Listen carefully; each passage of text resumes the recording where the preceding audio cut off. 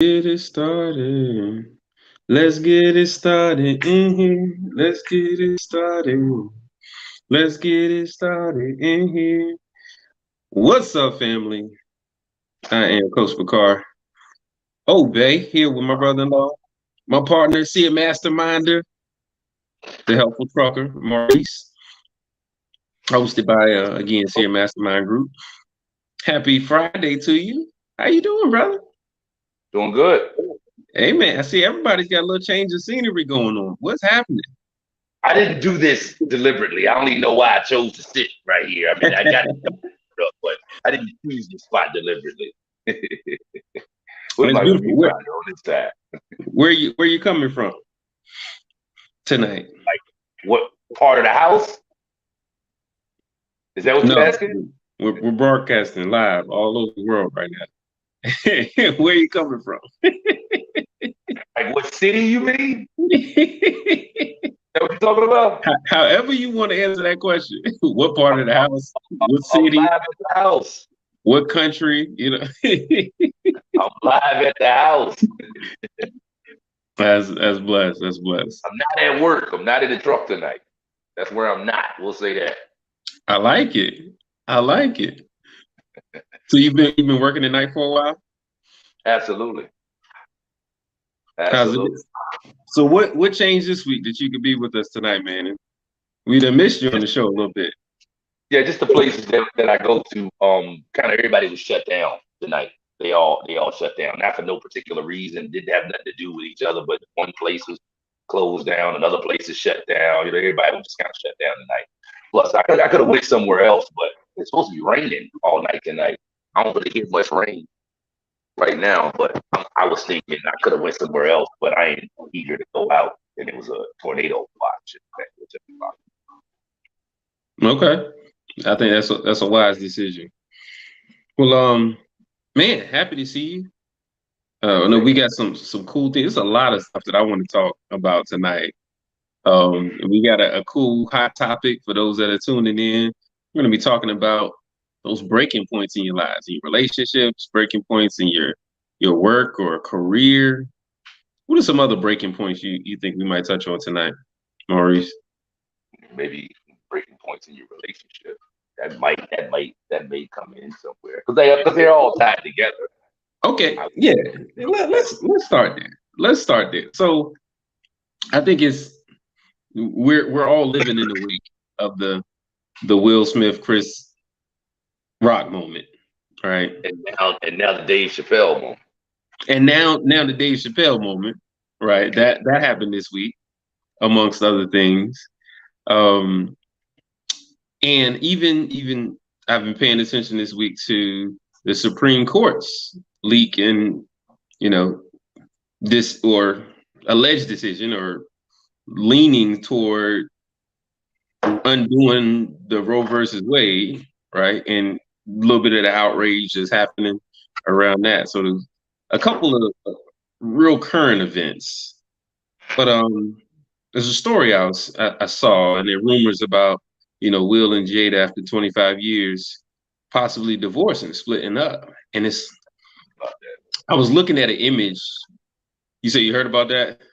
Yeah, I saw a couple of headlines about it. Yeah, Right. TMZ and others, But as I'm seeing these stories or these headlines that are popping up, something that really caught my eye today was the images, right, that they showed of Will and Jada's faces, and they just didn't look happy, right? It wasn't like it was current. They could pull those images from anytime, anywhere. Like, it definitely looked like a Red Table Talk moment, for those that are familiar with her show. But they didn't look happy. They didn't look happy at all. Like all of these years doing what we've been doing. And again, thinking about Will's moment, right? I know that again, that was some weeks ago, but we're still living in that. That was a pivotal. That was a really, really. I say it was a life-changing moment for me. I'm curious about you. How did you react or respond, if at all, to I that mean, Oscar moment? I did respond because you talk about Chris Rock and Will Smith, right? Yeah. Yeah, I mean, I just thought it wasn't a good look for Will Smith at all. That was kind of like my immediate response to it. That's my only real response to it. Like what's wrong with him? Like why? Like why? Like what's going on with that? I mean, then I heard a couple of I heard some commentary on it. You know, people giving their opinion. Mm-hmm. Like, well, you know, man, this is apparently a guy that's trying to stand like it's like the woman. It's like I don't know if you know about Jada and Will, but you know, like Jada used to have a crush on Tupac back in the days, right? And some of the commentary that I was hearing was kind of like that moment for Will Smith was was like everything. Like I've been trying to be Tupac to you. I've been trying to get you to look at me like that for years now. And it's like sometimes when a man is trying to have that appeal with his woman. Like he'll stand up in a crazy situation. He'll find himself, you know, because he's trying to make his woman happy. I don't know if that was the situation or not, but I know immediately what I felt after seeing it was something up with that. It's definitely something up with that. Like there was no reason to just walk up on stage and just attack your brother like that. You know what I mean? Like out of all the people that talk junk about you and your wife, you pick Chris Rock, your brother, to retaliate against. So that was kind of the main thing that I felt. It just wasn't a good look for Will Smith at all. It definitely showed that there's something going on. Can't say what, whether it's dealing with his relationship or you know something with his level of happiness. There's something going on. Absolutely, that's kind of what I thought about I love that, and I think it's like I said. For me, it was a life-changing moment. When we think of, I think of the quote from The Dark Knight. You know, you either live long enough, you either die a hero, or live long enough to become the villain, right? And for someone like Will, who's been at the pinnacle, is at the pinnacle of acting in his profession, has crossed all genres, of finally won an award, has received some recognition for all that he's done in that space. And it come in a moment where, he's just had released a book, an amazing book, from what I hear. Haven't had a chance to read it. I bought it, I support it, but I haven't read it yet. But from some of the reviews and things that I've read about what people have said about the book, like they felt like they were part of part of his family, part of his life. You know, how transparent and how vulnerable he allowed himself to be in that book, in that story that he wrote. And to see a man at a breaking point like that of, I think I think about, the fall of man. Like what's going on behind the scenes that would drive a man to snap, or any person? And it brings up all of these questions about, men's health and wellness, mental health, support, all of these things, stress, so many things that are killing men, taking us out in a variety of different ways. But it was that breaking point. Like we've never seen anything like that. And maybe there have been some other moments, right? Because we're not following his life 24/7. But it really struck me, like for a man that I feel is a very high character person, to have to snap publicly, to have a breaking point like that publicly. It was almost seemed like he was possessed. It almost seems like he was possessed. Something else is going on behind the scenes. And tonight I want to dive into like unpacking what gets us to that point. And maybe we could provide some insight for others on what is a breaking point. What does that look like? What are the signs that you're reaching a breaking point, and how to act or react or respond in healthy, positive, productive and constructive ways when you're reaching, a breaking point. I would love to have my Jade on the call right now, because I know that she's going through one of those right now. Being transparent, I've been through a few myself that I'll share. What about you, Maurice? Have you had any breaking points in your life that you can recall or want to share a story about? None pop into my mind right now that I want to share a story about. Maybe as we talk and as I think, I'm sure some will. But I've definitely had them before. I absolutely have. Those are, it's the moment where you just say, enough is enough. We get there through frustration. Obviously, that's how we get there. And I mean, for me, I mean, I guess there's a way to reach that point. You just spoke on it a minute ago. I guess there's a way to reach that point constructively, and then there's a way to reach that point where it's not constructive as well. Mm-hmm. Because to get to the point that you're frustrated and you control that flip out, that snap, that I'm done, if it's controlled and it's calculated and it's thought out, here, man, sit right here, buddy. Sit right here. If it's controlled and it's calculated and it's well thought out, I mean, sometimes that's the frustration that you need, to stop going one way and to start going another way. But I mean, I guess Absolutely. maybe a lot of the times that we don't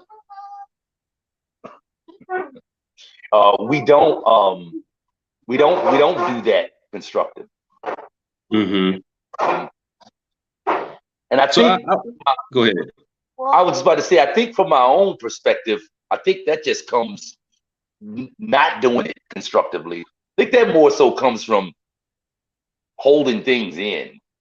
That's the only thing I can. It's holding things in, not speaking on what you really think, what you really feel, and then I guess that's my own personal perspective on that. That's my own story on that. Like not holding it. You just get to the point that it's like, yo, enough is enough. Right, but didn't have to get to that point because you didn't have to hold it in. You could have spoke on it. Right. I think that maybe ties into the mental health piece of it all. Like you're not. Maybe you need some therapy or something to help you talk through that. But yeah, that's kind of what I'm thinking about as you're talking about that. And as I try to keep my son off of my thigh, What's up, nephew? I know he can't hear me, but they just want to be part of the program. I understand. We understand. No, I feel you. I definitely feel that perspective, and especially on the front of holding things in. And I mean, if we think about it just in a physical term, like you gotta, I'm thinking like a jug of water. You stop the hole, you put a hole in it, and then put a stopper in it. It's gonna hold water, right? But eventually, it's going to overflow, or you keep pumping water into it, it's gonna burst. It's gonna break, right? You might want. I'm sorry. I saw a child grab a dart from your board behind you. Okay, as long as you cool with it. That might have been a breaking point for me. Hey, what you doing? But that's what we've been doing all week. Everything's under control behind. All right, cool. I don't want nothing to happen to you over there. But let me see if I can focus this conversation a little bit. I'll start by telling a story. So personally, I would say about half the jobs I've ever held since I was 14. I've been working for over 20 years, from food service to, industry, corporate industry and engineering and education. I've done a number of different jobs, over the years. And I say about half of the jobs I've ever held, sometimes just part-time summer jobs or whatever, but half the jobs I've ever held, I've left from, and the other half I've been fired from. Now, sometimes the ones that I left, it was a smooth transition.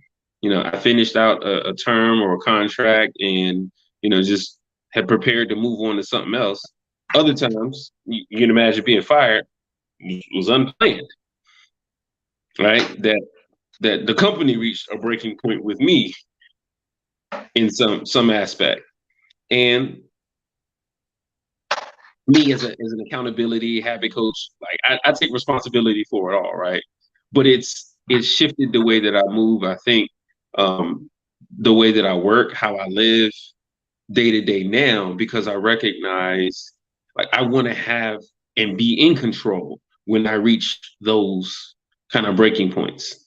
I want to be the one to be able to say, hey, this is my time to move on or transition or to pivot. And I wonder if you could speak to like when you what are some of the cues that you recognize, or what are some of the cues that you think people would be useful for people to know to signal that they're getting to a breaking point? What are some things that you think maybe people should know or be aware of? There we go. What are some things you think people should be aware of that may signal that you're coming up on a breaking point or a pivot point? Again, the only thing I can think of is just frustration. Okay. Extreme frustration, like when you feel yourself bottling up and getting frustrated like that, you got to take a step back. You got to take a deep breath. And you know, like that happens a lot on the truck as well, man. The other night, I had to take a detour, had to take an alternate route.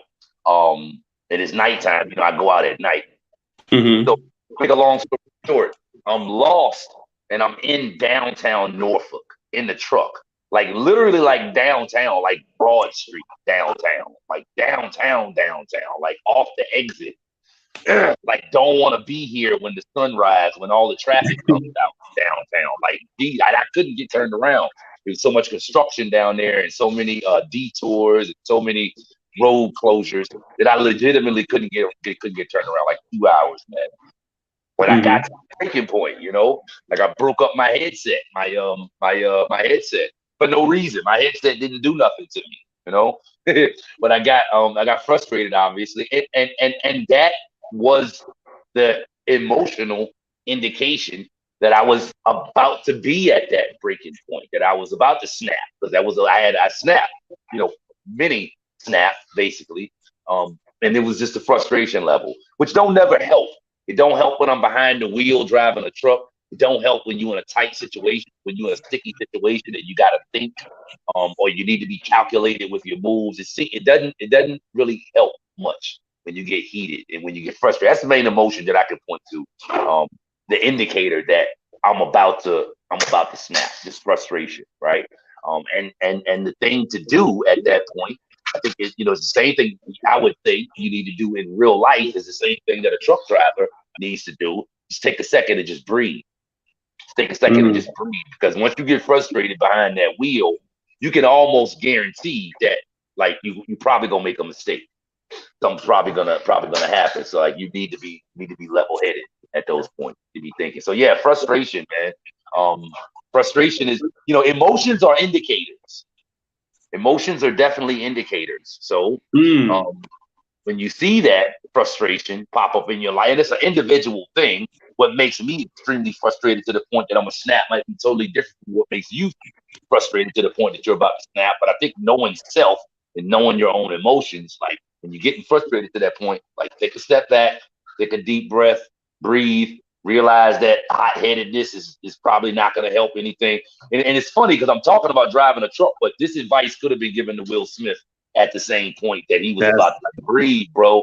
Just relax. You know what I'm saying? Think about what you're about to do. And I'm sure if he had done that, he probably would have chosen a different action. You know, so like that frustrated, but I mean, I don't know. Maybe he felt that frustration, or maybe he did. I don't know, man. I'm thinking about him in that moment. I don't know. Can't say what's going on with him. But yeah, I would say that frustration is something to pay attention to. absolutely. And as you were talking, I was thinking about some other emotional indicators. So you mentioned frustration. I think dissatisfaction, unhappiness, stress. Um, what are some other emotional indicators you think may be leading down that path to a breaking point?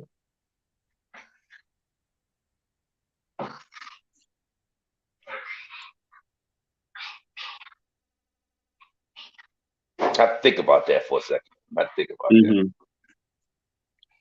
Like I said, those are just a few. Like if you're feeling unhappy, I think that's a very simple one, right? Doesn't have to be really complex. May not get to the specifics of the unhappiness, and we'll talk about like the source of it in a moment.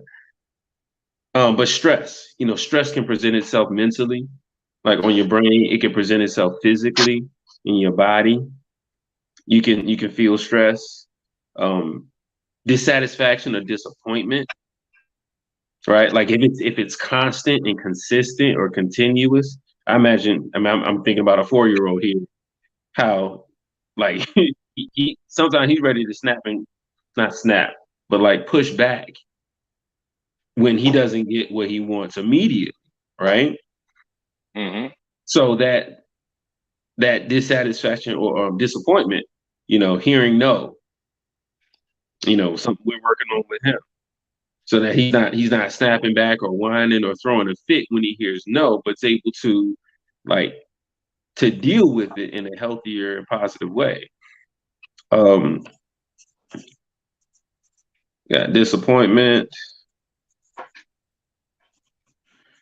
Um, Again, I mentioned stress, different forms of stress. Being overwhelmed, burned out, exhaustion. What do you think about Okay. that exhaustion? Yeah. So let's shift gears a little bit. And again, I think this is a critical and important. I'm no mental health specialist. That's not my ministry. That's not my profession right now. I focus on really the coaching and mental emotional development with people, but just focus on taking ownership, taking responsibility of those things, right? Understanding themselves, like you mentioned. What would you say are some of those sources for you, if at all? The sources of things. What are some things that lead to you being frustrated or Ain't but disappointed? one, I would say ain't but Huh? one thing. And that's I would say ain't but one thing, and that's unmet expectation. Oh man, I would say, hang on one second. I am yeah. on a call right now. You can stay right here, okay? But I'm on a call right now, right? he is he can't do to get in front of this camera, pulling on my clothes and pulling my pants down and all kind of stuff. Yeah, I would say unmet expectations. I would say um that's the main thing that leads Mm. that leads to that. Unmet expectations. I would agree with you. I would agree with you 100%. I mean, that's something that I coach on like how to set proper, how to understand expectations. And I tend to boil it down as when I sit down in this chair, I expect it to hold me up. And so like with everything, I take that kind of approach. When I set an expectation, it's something that I'm cashing that check when I take it to the bank. So to be in a situation where my expectations aren't being met, what do you think? And again, from your own experience, what do you think leads to unmet expectations? And it could be a variety of things. We're just going, shotgun it today. But what are some things that you've experienced has led to unmet expectations? Lack of knowledge, Okay, why lack is of that? How information. did that lead to unmet expectations?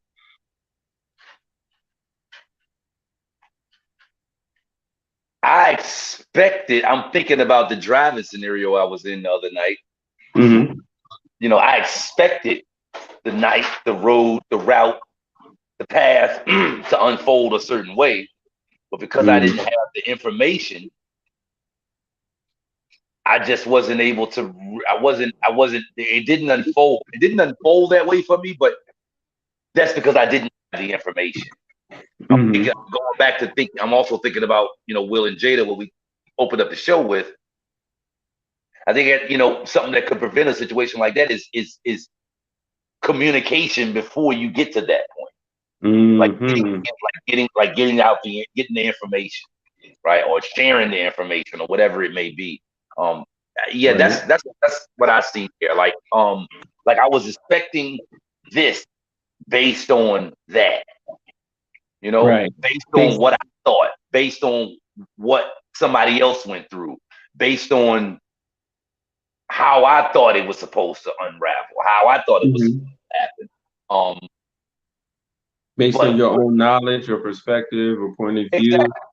Exactly. But with a straightening out of that beforehand, which goes back to communication, maybe I wouldn't expect, you know what I mean, something different than what was about to happen. Maybe I can keep it in line more what's happening and what I should be expecting. But it seems to me that the core of that, I can't see the core of that, but it seems to me that the communication piece would be essential in heading that off and heading off that feeling of frustration. The communication piece.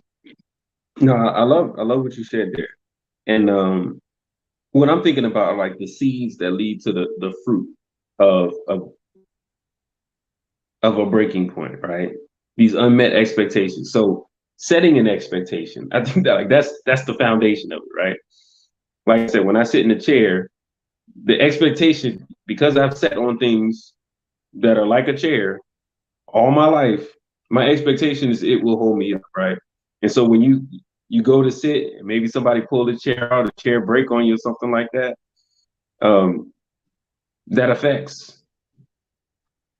that can affect you in a unhealthy way.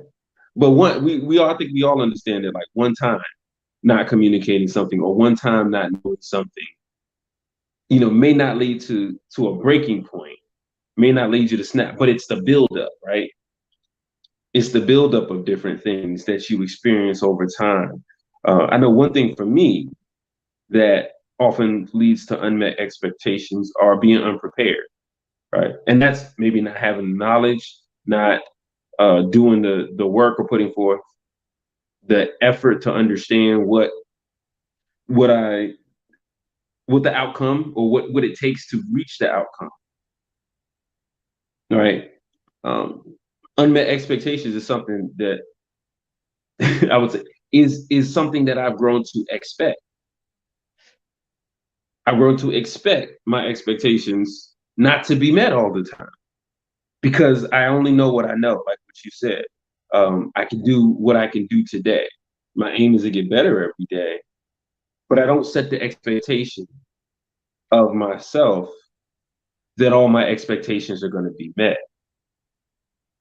What do you think about that? Is that something that you've encountered or engaged with or thought about? Like setting the expectation that all your expectations aren't going to be met. I mean, definitely. I think that's like not being a spoiled brat. I think, yeah, definitely. Yeah. Expecting, people say, prepare for, what is it? Expect okay, maybe that wasn't the point that I was trying to make. I was about to say expect the best for the worst. Probably cliche. All right now. But go ahead. Yeah. But I mean, yeah, I mean that is key, man. Like being okay with it when your expectations don't get met. I mean, and going back to the scenario that you said about sitting in a chair and expecting it to hold you up, and then sitting in it and it's not holding you up, that may upset you. But if you go back and you read the instructions and the instructions say not meant to hold over 50 pounds, and you know that you're 200 pounds, like now because you got that information, it's like I really didn't have a reason to be upset to begin with. So like maybe if I would have set that expectation, before I sat in the chair, I wouldn't have been disappointed. But I mean, yeah, I think that's key though. Just like understanding that. I mean, I guess you can work on always setting your expectations correctly, but that's not how most people do things. Like it's like I see something that I want to do, and I'm not researching for the next 2 years so I know to set my expectations at a certain level. I see something that I want to do and I say, I want to do that and I want to do it, and then the expectation is set at that point. And then you kind of double back around after you realize this thing happening. Then you kind of go back to wanting to educate yourself and wanting to read the instruction manual and see what to really expect. I mean, I think that's a part of it. especially if you're an ambitious individual. I think that's a part of it, especially if you're one of these people that you say, you know what, man, I'm not gonna, I'm not gonna think too much before I decide on what I want. I'll figure it out after I decide what I want. I think that's part of it. That's gotta be part of it. That's gotta be. I don't see how you can be the type of person that see something, decide that you want it, and then like you're gonna have to prepare for these things, but for maybe the timeline to be a little bit longer, or for this thing to not happen, like you wanted to because of the way that you went into it. But again, who's gonna spend the next 2 years researching their ideas to make sure the level of expectation is set properly? So I think that's a Yeah. necessary that's a necessary part of Yeah, and I think again, expectation it comes to not all get met. expectations built on experience, right? Like when I think about children, they set expect every time they set the expectation to receive, right? And that often comes from being an infant, and they don't know how to communicate. They cry out, they get in some way something that's going to satisfy, right? Whether it's milk, whether it's a diaper change, whether it's rest, they get what they want, and it's learned. Like we have to learn how to manage our expectations as we mature, as we grow, to understand like when expectations are going to be met. And like I said, that comes from experience. When you've done something consistently over a period of time, or a certain number of times, expectation grows, right? Like I've done this, I know A plus B is C. I know 1 plus 1 is 2. I can expect 1 plus 1 to be 2, because every time I encounter 1 plus 1, it gave me 2, right? However, I think again, it's not one incident, it's not one unmet expectation that leads to somebody breaking down, or bursting or breaking. Um, and so, I'm thinking about the Will Smith incident again, and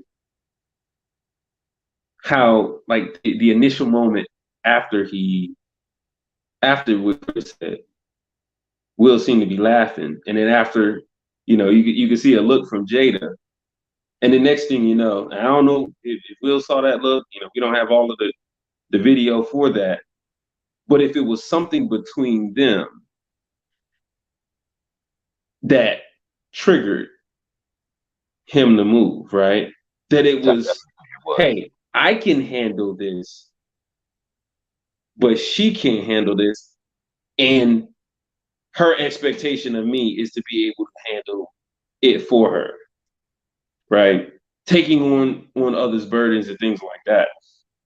But shifting the conversation a little bit, because I don't want to get too far down that. Um, I think it is critically important to understand like what are the sources of things that lead to, like you said, those emotional indicators that lead to a breaking point, Yeah. right? So let's kind of shift it to the career space.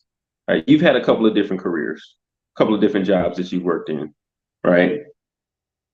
Would you say you always left on favorable terms, or all right, great. So for you then, what what led to you making a move? I wasn't happy, and I wasn't vested enough.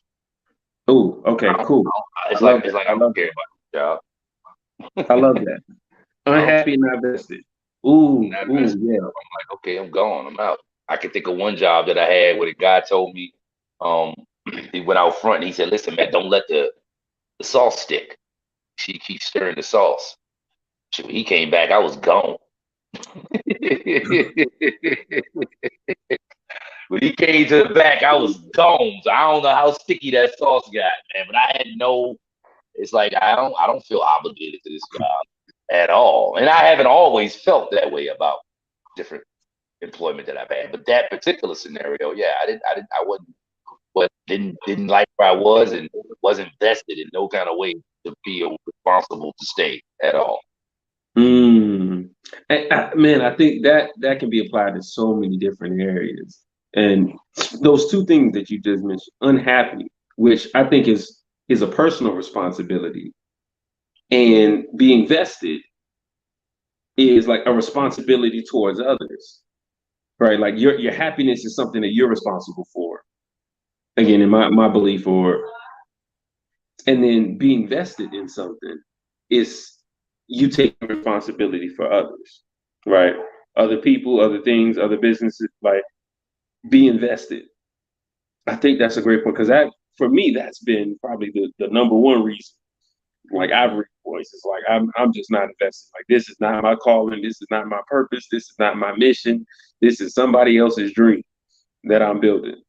I need to be vested in investing my time more so into my own dream. And I, 5 years ago, almost 5 years ago, reached a breaking point when I was fired from the job that I, moved states to, I had lifted up uprooted my whole life and moved to start a life, to work a job, and to really like grow to my career. And after a year, less than a year, I was out of there. And that wasn't my plan. Matter of fact, most of what my plan was didn't go as planned, right? So I was improvising a lot of it, about 3-4 months into the move. I shared that because it wasn't that I wasn't vested in the career, but when I walked into the job,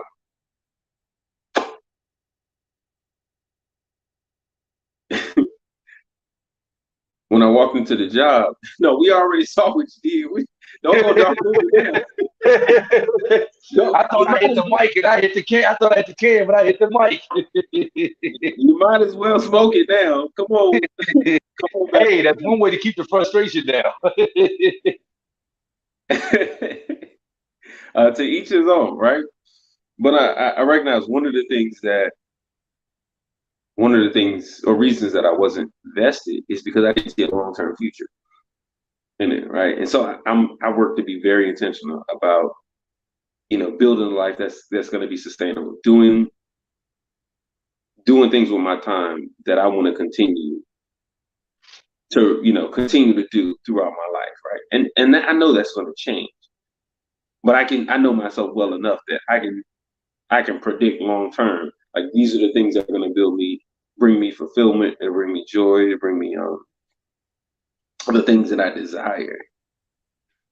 So I guess for you, Maurice, when do you know? What are some of those indicators that you're not really vested, right? Or maybe on the other side, how do you know when you are vested in something? That's a good question. Thinking about that right now. Thinking about that example that I gave.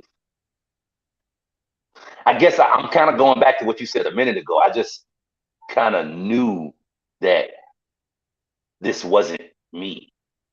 This was not. I'm thinking about that one job that I walked off on. I'm like, this is not my calling. This isn't my dream. This isn't my vision. That's as opposed to, because working with my pop over the last few years, as you can imagine, not his fault, not my fault. There's been some frustrating moments there as well. Mm-hmm. But I always felt more vested working for my pop. I always felt more, I don't know, man. I mean, you said a minute ago when you were talking about happiness being your responsibility. I agree with that. But I think that one of the reasons that I didn't feel vested enough in that place that I walked out on, even in hindsight right now, I kind of feel that part of that was the responsibility of the business owner. Things and actions that my pop took when I worked for him is what made me feel more vested when I was working for my pop. And things and actions that guy that I was working for, nothing wrong with the guy at all, but things and actions that he took or didn't take is what is the reason why I didn't feel very vested with him. I felt like my presence didn't matter there. Working with my pop, I felt like my presence did matter. You know what I mean? Mm-hmm.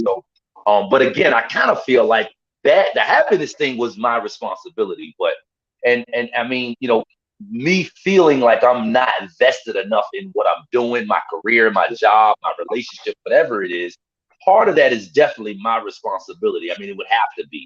But looking in hindsight, I feel like part of that was his responsibility as well. Like, bring me in to the fold of what's going on in this place, Yeah.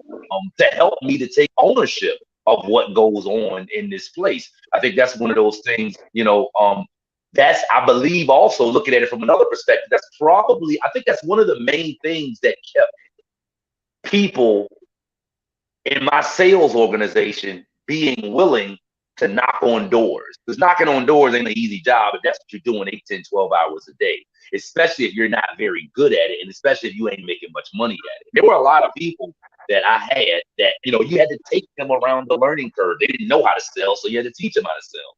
But Mm-hmm. obviously, during that period, they may not have been seeing good results, yet they continued, in some cases, enthusiastically, they continued showing up because Mm-hmm. they felt vested.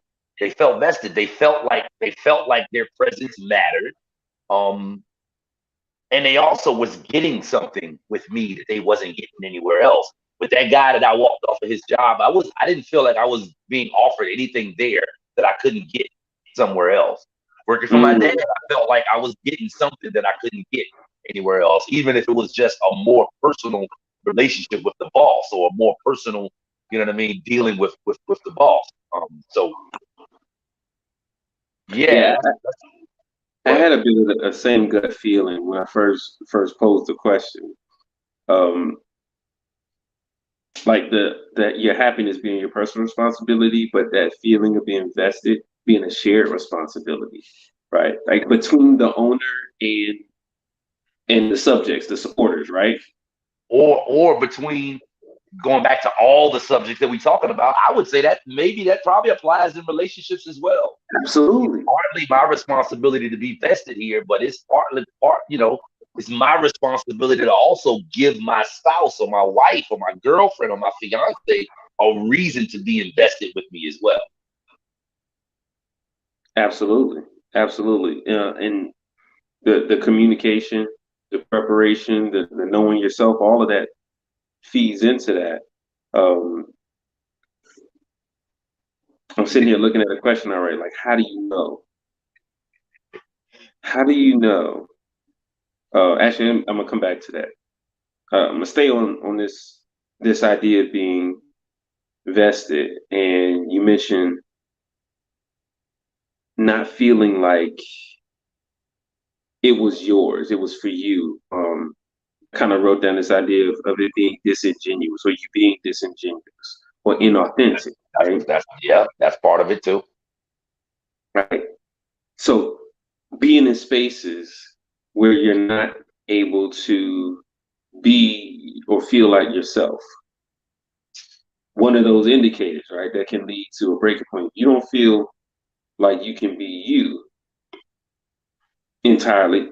There's a learning curve to that, right? Some people take it, I can't be me here immediately. You know, I'm flipping tables and I'm out. You know, when you, um, like, and that look, every person has that right, right? Every person has that right. Like, I can't be me here. I'm out. But you know, sometimes maybe the you that's here present is the reason you're in this place. And if you're too quick to break, like, oh no, this is me. I mean, this ain't me. You know what I mean? There's a balance to that. There's a balance to that. I know that. I mean, I look for places where I could be Felt a that little way. uncomfortable. Yeah, I look for places where I could be a little uncomfortable that stretch me to grow into a better version of myself. But I think it's important to know who it is you're aiming to be, and that all right. So that it kind of brings up like Will's response. He mentioned in his apology that his actions didn't reflect the man he wants to become. Right, like he reached a breaking point and realized whatever path that he was going down. well, whatever led him to that moment did not reflect all that it seemed like we knew, or we could recognize like we was going down a real healthy, positive path. But something about that moment took him off that path, right? Something about that moment, something about that experience, or the 25 years or whatever of experiences leading up to that moment took him off or away from the path of being the man that he intended to be or that he desired to become, right? I don't have a question for that, but that maybe you could speak to that whole authentic piece, like being authentic and finding the balance of being authentic, but also dealing with new challenges. Yeah, yeah. Yeah, I don't have a lot to say on that. As you're talking about it, I'm thinking about stuff that my ex-wife used to say. Like when we first got together, she didn't, and I won't say she didn't want to be with me. That's not what the right way to put it. But I will say that she used to say I wasn't necessarily the type of person that she thought she would be with. Meaning, she said this to be herself. She always kind of saw herself being with, I won't say a dope boy, but somebody from the streets. You know what I mean? Sagging jeans. Well, I won't say sagging jeans because that was 15 years ago, 20 years ago. So maybe sagging jeans wasn't popular then as they are now. But like that's what she was looking for. I remember specifically she used to say, "You don't never wear tennis shoes." And I ain't used to being with nobody that don't wear tennis shoes. And that was kind of the level of resistance that he had for me, um, until she felt like she saw a more complete picture of who I was, right? So Mm-hmm. I think she did a great job of balancing the piece between being disingenuous and allowing yourself to be stretched. Because according to her, she didn't think I was the type of person that she wanted to be with, but she saw room for growth. And so all of her friends around her was all messing with people that wore tennis shoes and hung out and went to clubs. I like that descriptive.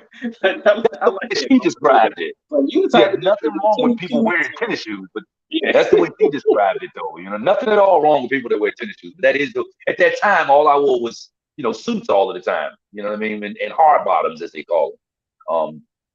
But she didn't say to herself. A lot of her friends at that time that chose the other type of relationship, even though me and her are not in a relationship still, a lot of their relationships went through a lot of excess BS.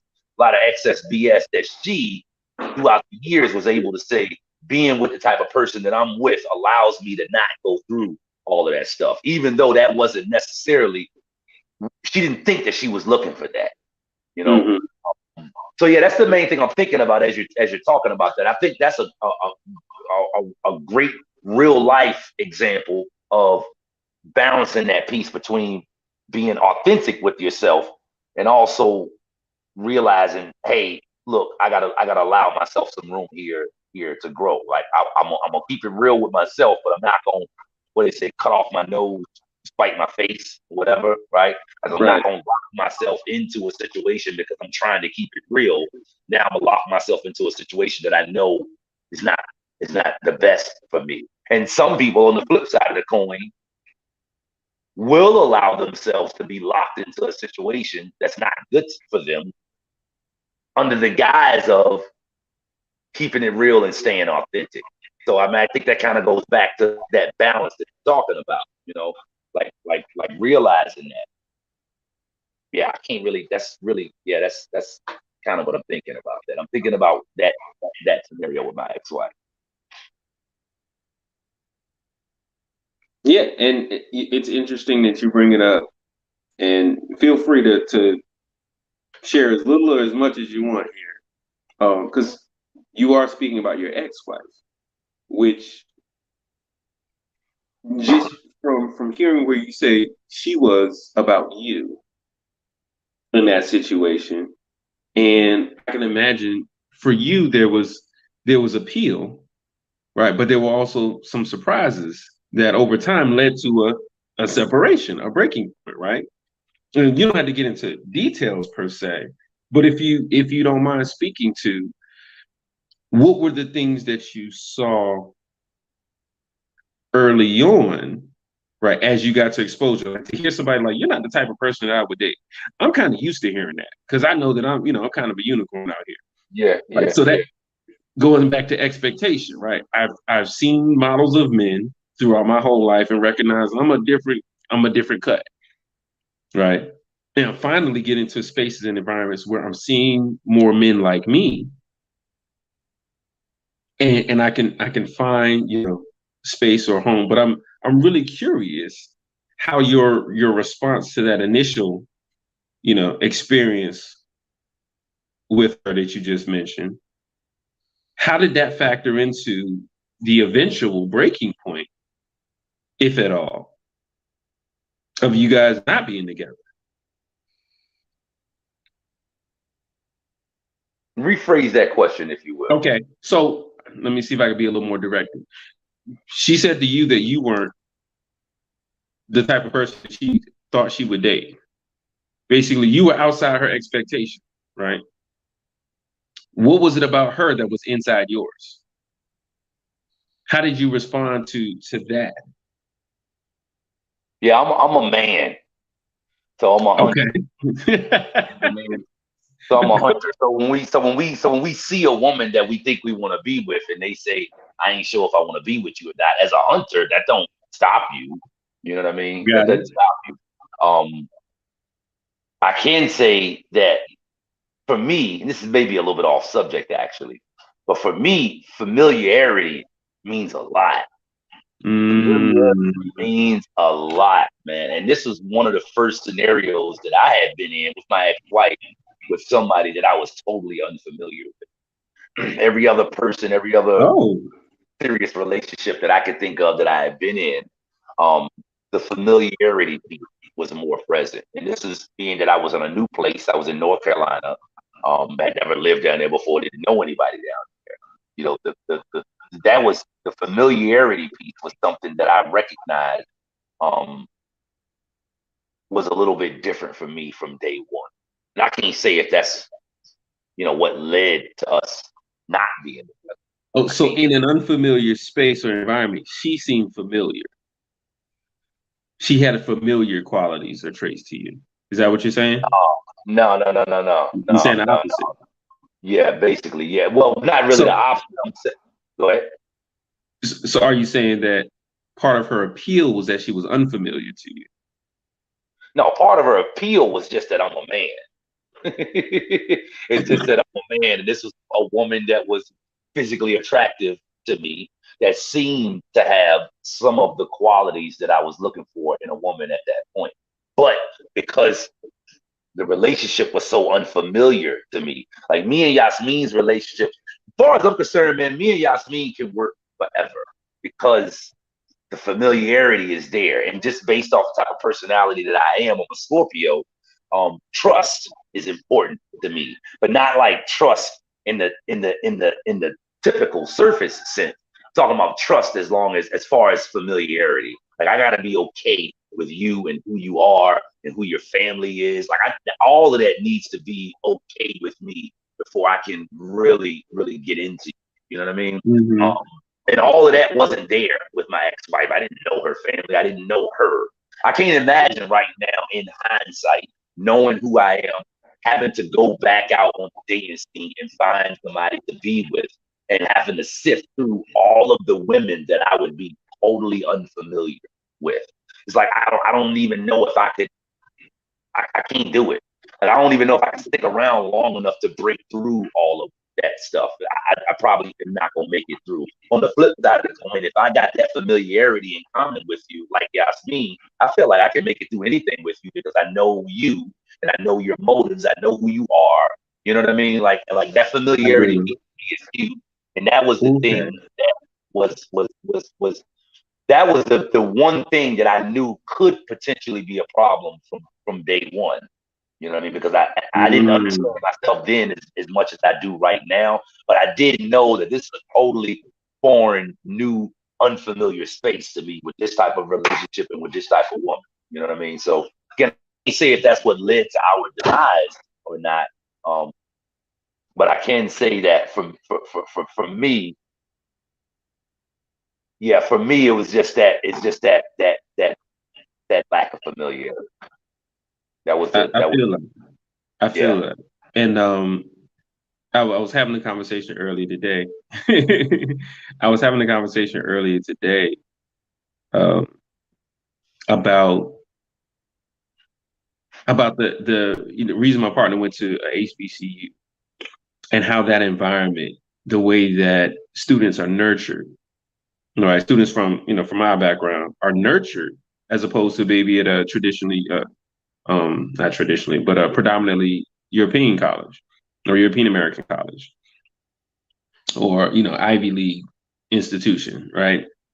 The way that where our people are nurtured, treated, and you could say the same thing for the corporate world, right? The way that we do business, amongst ourselves and with family, for better or for worse, there's an element of familiarity to it where maybe going into the corporate environment, it has its own culture that you kind of have to adapt to.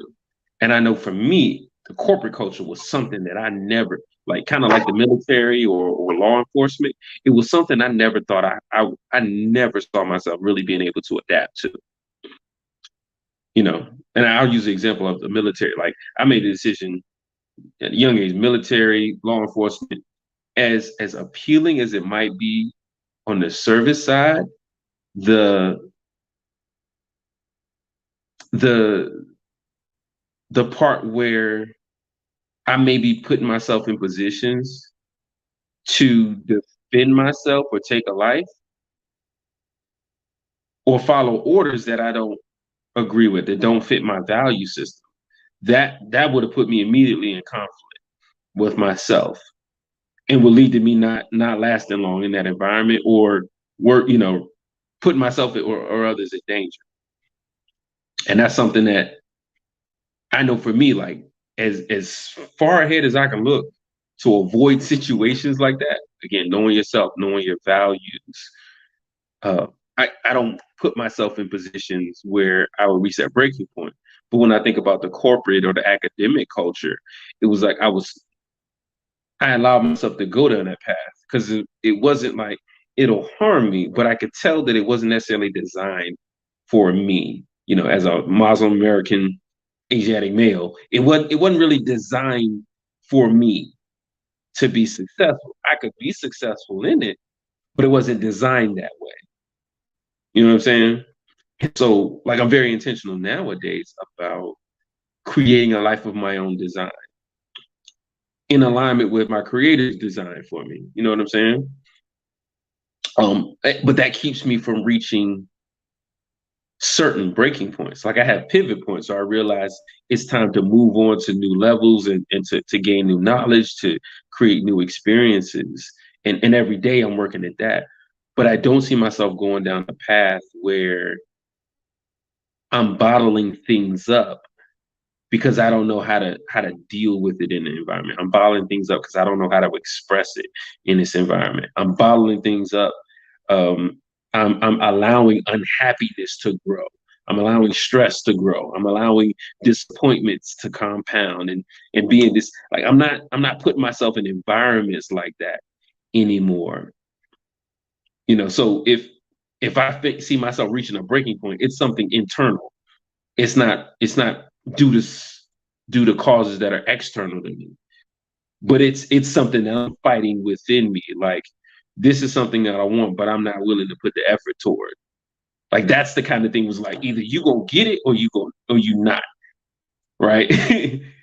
Either you gonna want it or you not, and you gotta make a decision. That's what breaking points are like for me nowadays.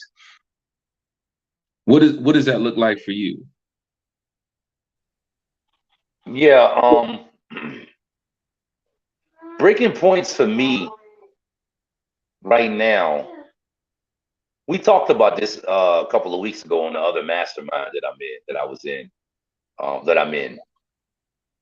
How people are either moving away from frustration or they're moving towards more comfort.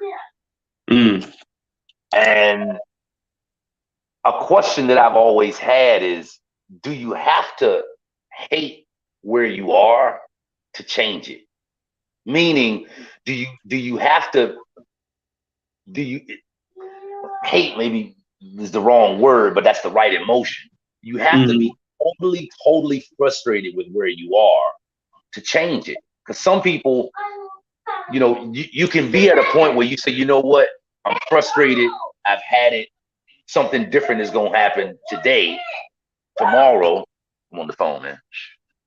Or I would imagine there's a way to change your situation without encountering that feeling of, damn it, I hate where I am. Like maybe you coming from a spot of, I enjoy where I am and I'm looking forward to more. That was the way that I heard it put. I'm loving where I am and I'm looking forward to more. So, I would think that on the journey from where you don't want to be to where you do want to be, at first, there's going to be your frustration is going to be your fuel. But Mm. frustration can't, I ain't gonna say it can't, it probably won't always suffice as sufficient fuel. I think about somebody like Warren Buffett. Like maybe in his earlier days, he was pushing to pay the bills. But right now, in his later days, he's not pushing to pay the bills, but he's still pushing just as hard as he always was. So I would think that right now, a person like Warren Buffett is not moving away from frustration. His motive is to move towards more comfort. And so I think right now, and who knows, what tomorrow will bring. Right now, it seems that my breaking points are fueled by wanting more comfort as opposed to Mm-hmm. not liking where I am. But Right. again, I would think that on the journey from where you don't want to be to where you want to be in the early days, you're going to be able to rely on frustration. But after you get yourself out of that initial phase, like that frustration might not be because you might, okay, I'm where I want to be at right now. So I think a person got to be careful about when you're moving from one place to a next. It's like, okay, I'm going from point A to point C and I'm at point B. Should I still feel frustrated with being at point B? And I would say maybe, but probably not, because like gratitude is something that comes into play in this. I would say, like I gotta Mm-hmm. find a way to be grateful for what I am. I don't know if a person can say that they deserve more if they're not grateful for what they have, right? Right. So this is kind of all of the Mm. things that breaking point consists of for me right now where I am right now. It's like I gotta find a way to be grateful for what I have so that I can bring about more change, as opposed to I got to be pissed off of where I am right now to generate the fuel to change it. And I think both of those are motives. I definitely think both of those are motives. But for I me, love that. for me, I want to be at the place, and I would say I guess that's where I am now. Again, who knows what tomorrow could bring? But yeah, I definitely want to be at the place that moving to more comfort is my goal, because I don't want to hate where I am. I don't want to hate where I am. If I don't Right. have the It's not. relationship if I don't have the relationship that I want to have right now, I don't want to hate my relationship in order to change it. I need to find a way to look at what I love about my relationship to bring about more things that I love. I love That's, that. I love that you've got this transition in your breaking points. Like on one side, there are these breaking points that are fueled by a push, right? Like the frustrations, the discomfort, the things that you don't want. That's the push. But on the other side, you have the things that are pulling you, right? that are attracting you. It's that positive, negative energy, right? The negative energy is you're repelling. It's repelling you to move in a direction, whereas the positive energy is pulling you to move in a direction, right? Which mean you would have to be negative in order to. But that you're not where you want to be, right? You're not satisfied, or you're not happy, or you're not, you know. Um, but it doesn't mean that you're ungrateful either. I'm Um, very, I'm very choosy, deliberate, conscious is the right word about that. You know, somebody was asking me something a couple of weeks ago. They were saying, "Do you need this thing?" And as they were saying to me, "Do I need it?" I'm like, "Nah, I don't need it, but I do want it." And it's almost like they were trying to encourage me to see the need for it. And I don't know what the mm, motive behind that was. This person felt that in order to get that thing, you're going to have to feel that you can need it. You know, Tony Robbins says we only get done the things that we have to do. So maybe that was this individual's motive. Maybe they were feeling like, look, bro, unless you feel like you really need this thing, you're probably not going to bring it into your life. But I mean, again, I'm real.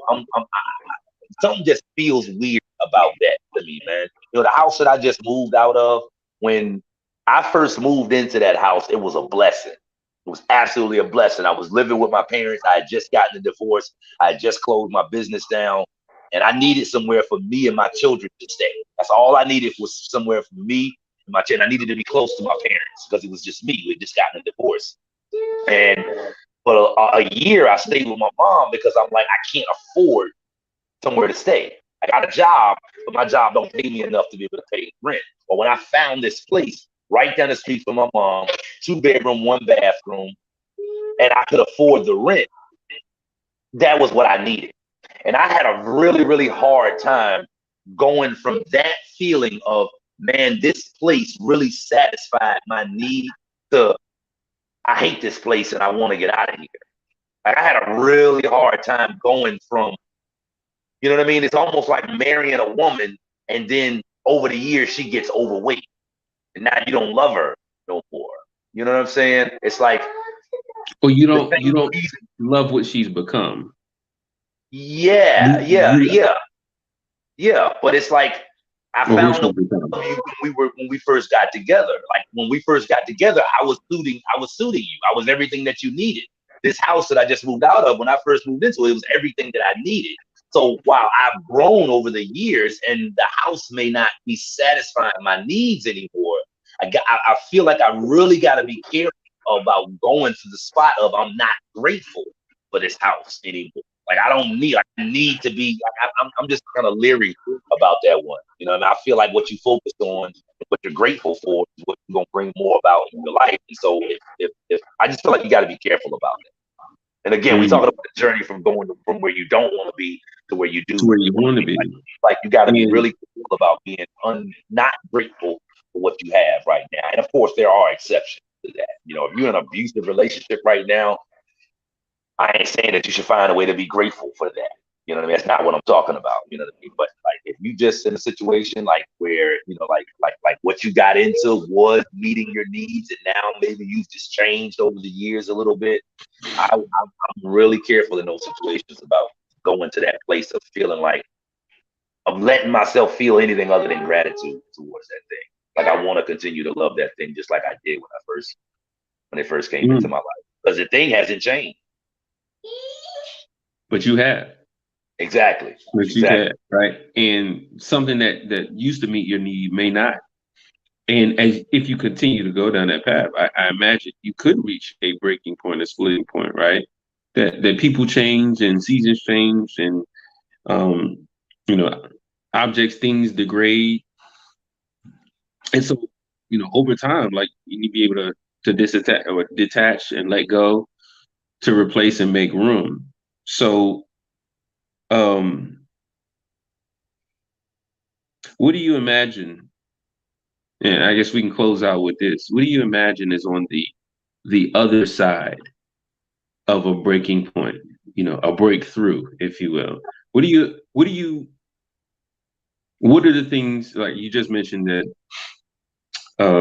you know, on one side you have the things that are frustrating you that you're running from and the things that you're working toward, right? And being in the place where you're pulled by the comfort instead of fueled by the frustration. Um, Come here, man. I guess the context of this is the context of this for me is I'm imagining, man, when you start to feel and sense, man, I'm reaching a breaking point, instead of running away from that breaking point, what's on the other side, from your own experiences of that breaking point that can fuel you to push through, like to Something new. go something new. Say more. Say more. What do you mean? I can't say more. Okay. Something new. Something new. You know Is what I that mean? a new you, a new Just opportunity? something new. It might be a new you. It might be a new thing. It might be a new perspective. And you change the way you look at things, the things you look at change, they say. So, a new perspective, um, a new what situation to deal with. what makes something new more appealing than the present, in your opinion?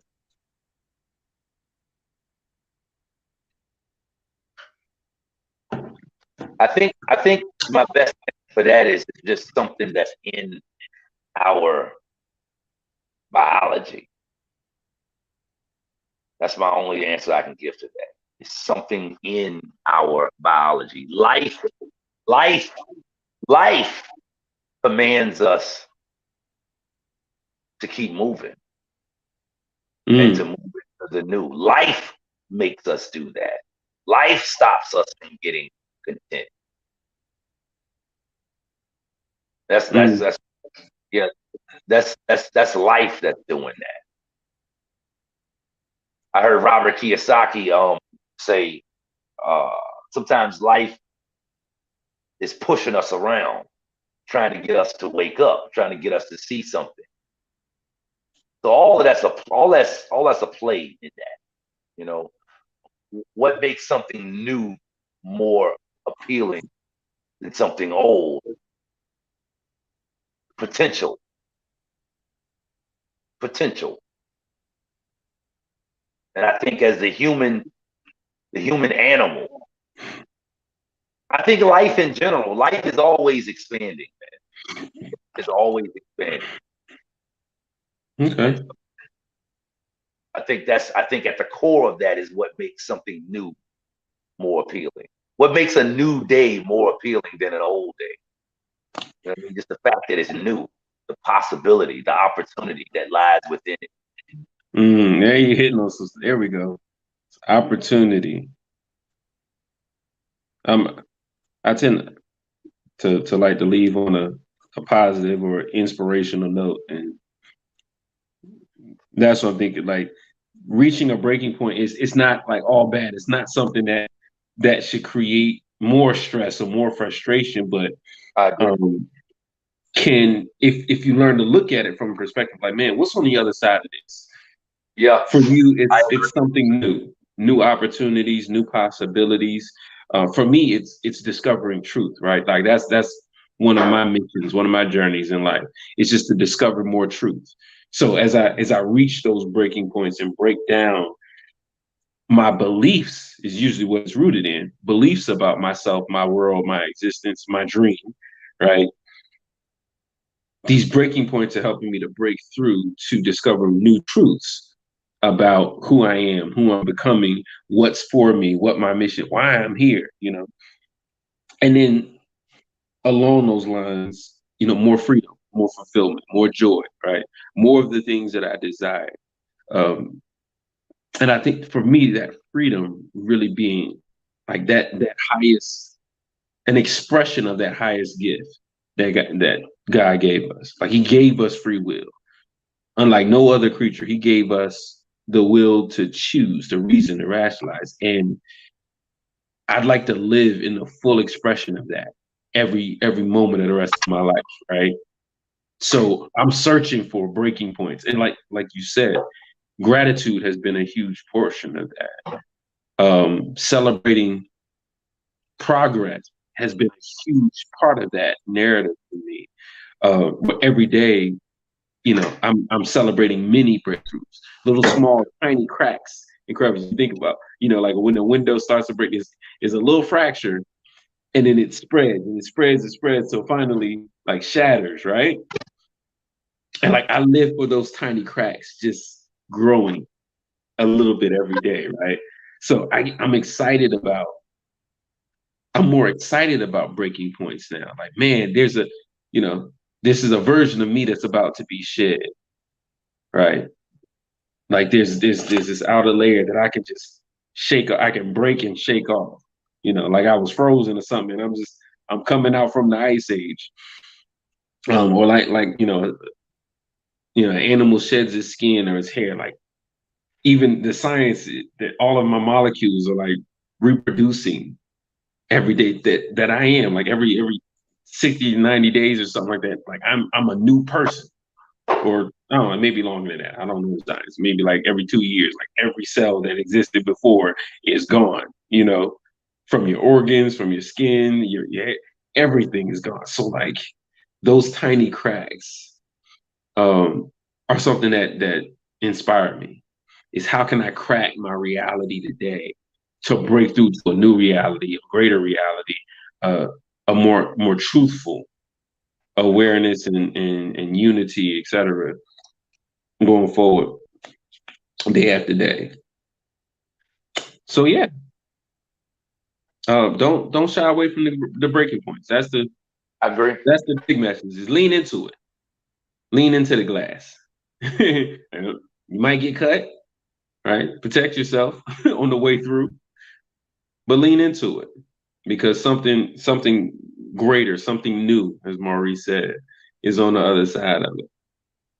It's kind of that's the conversation tonight. Anything you want to leave them No, with? no, man. No, man. I think I would agree with everything you just now said. This is life.